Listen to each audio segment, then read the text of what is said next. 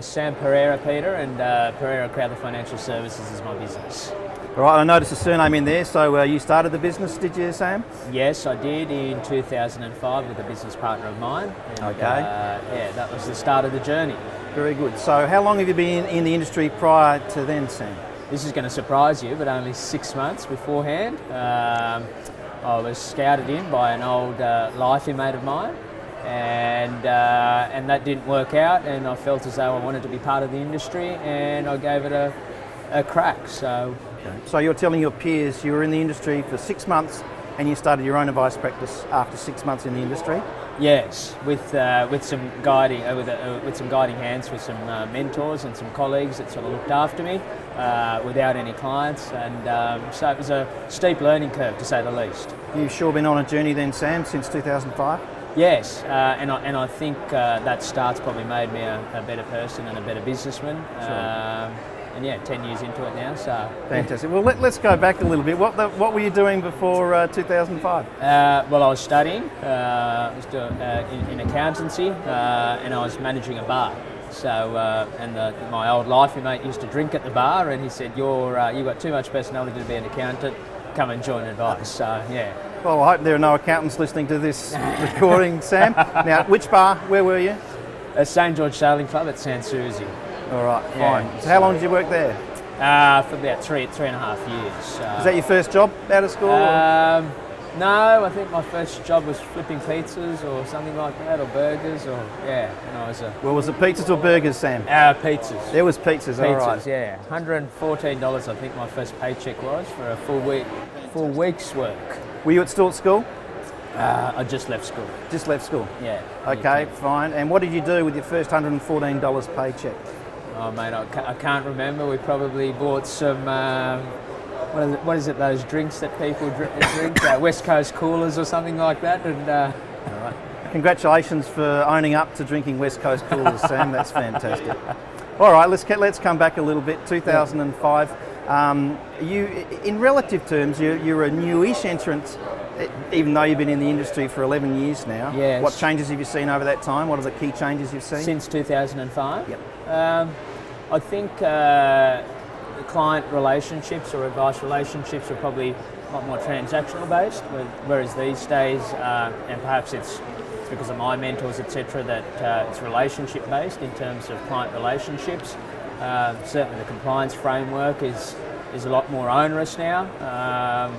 Some of it good, some of it not so good, and I generally feel as though we're working towards getting to a profession. Okay, Yeah. very good.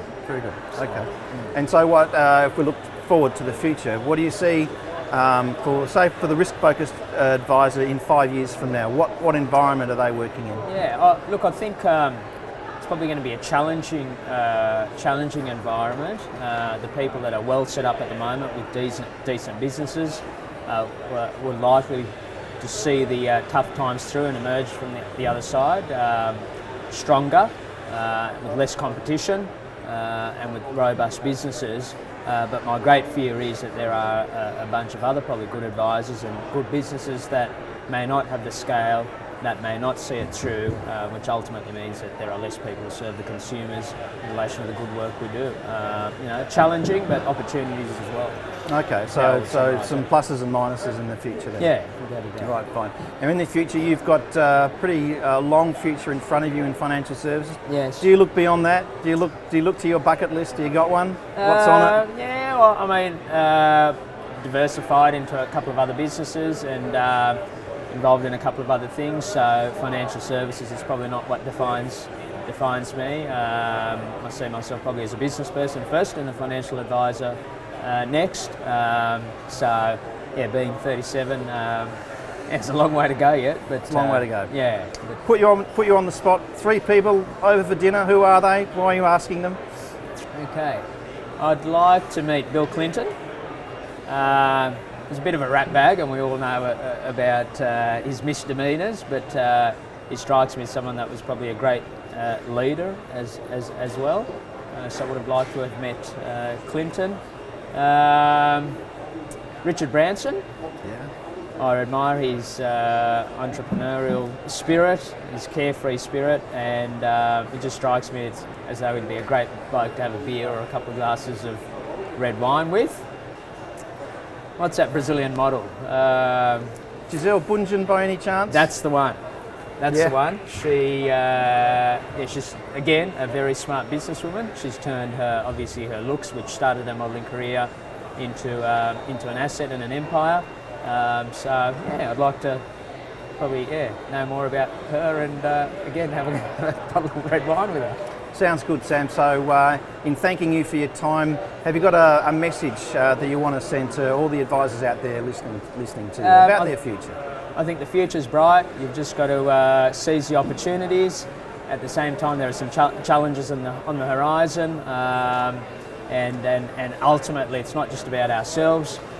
We've got to stand up for what is right for consumers and for the industry at large and for our country at large as well. So there are some issues there, but at the same time, there'll be plenty of opportunities. Stick in there, and if you hang in there, you'll get through and you'll have a wonderful business. Thanks for your time, Sam. Thanks, Pete.